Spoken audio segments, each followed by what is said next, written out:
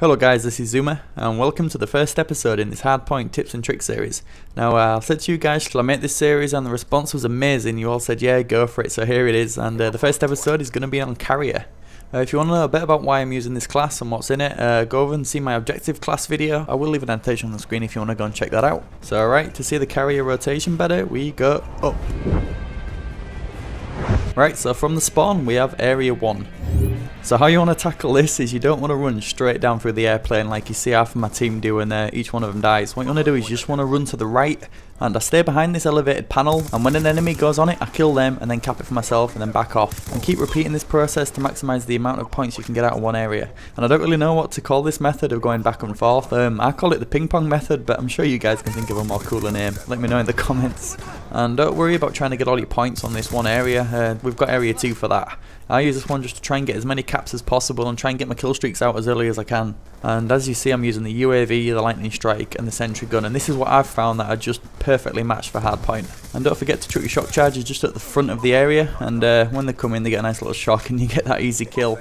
So right, we're about to leave Area 1, and now we're going to go to the next point in the rotation, Area 2. And what's great about working just behind that barricade is you're right next to it, so you can just jump down and get the first cap.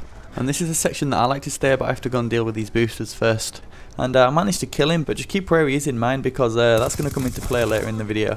And how I like to work Area 2 is I just stay in this section and then chuck my shock charges down there, and when an enemy jumps down I kill them, jump on and get the cap. And that's better emphasised in this clip because this is Area 2 in another game. And I managed to pick this M27 up with fast mag and reflex sight, which is a perfect gun for where I am now. And I've just got my sentry gun, and this is a really good spot if you want to put your sentry down. And another good place is actually on top of the stealth bomber as well. And now I'm just waiting for an enemy just to come on. And you don't do this, guys, if you're obviously losing. If you was losing, then obviously I'd be in there capping and getting all the points. But if you're winning by 130 points, then you can use each area to its full potential and do stuff like this.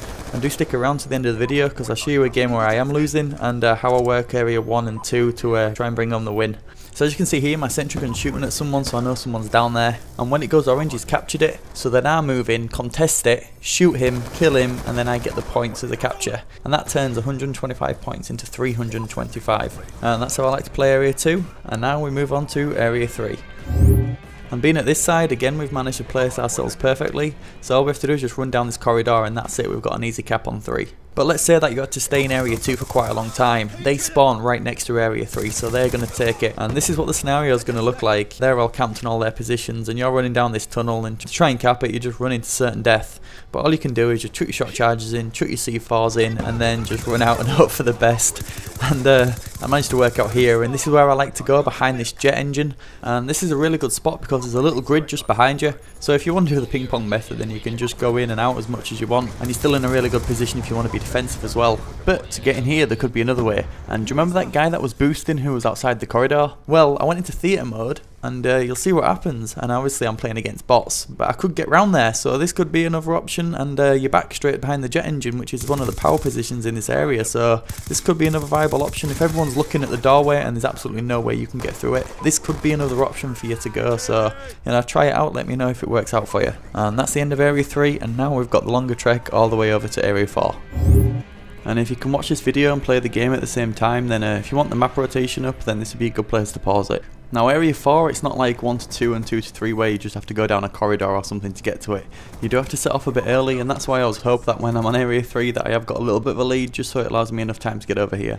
And you see in a second I'm going to cap Area 4 when it's revealed to everyone. And out of all the areas, this is the easiest one to defend. There's only 2 ways in, and if you've got some shock charges, then you can just chuck them at each one of the doors, and it's really easy to defend if you need the points. But if you're leading by quite a lot, then go outside here and they will spawn at the back. And it's like Area 3 that they will spawn on you, so don't worry about standing out here if you think you're going to block one of the spawn points or anything. It don't matter about that, they will still spawn on you.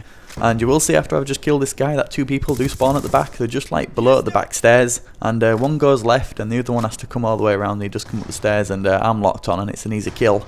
So just be aware that if you are around here, then take note of that spawn point, because you don't want to be getting shot in the back. And there is going to be times when you're not going to be able to get in Area 4 as early like I did. Sometimes you have to stay in Area 3 just to get the maximum amount of points you can, and this is what that's going to look like. And to get in here it is quite hard, because generally the enemies are lied either in each corner or they're lied flat in the belly, just looking straight at the door. So as you can see here, I get lucky, I managed to put my sentry gun down, that gets the guy in the right, and then I'm at a perfect angle to get the guy in the left, so I managed to clear them two out and get the cap. But I just saw an opportunity to get through on this door, but I would advise leaving that and going around and trying to get through the other door, because there might be a little bit more easier. So that's it guys, we've done the full rotation, there's only 4 areas on the map, and now we're going to go back to area 1. So this is going to be the last bit of the game, and as you can see we're losing, and this is the game with the boosters in. I managed to get a good lead, but then we lost it when he started to get all his kill streaks. I think he's boosting for headshots with the sniper rifle, and they're still on the barrels like on the other side of the ship where area 3 is, and my teammates aren't the greatest, so it's been up to me to try and kill the booster and to try and cap everything at the same time as well. And it doesn't help when the guy who's boosting off is on your team.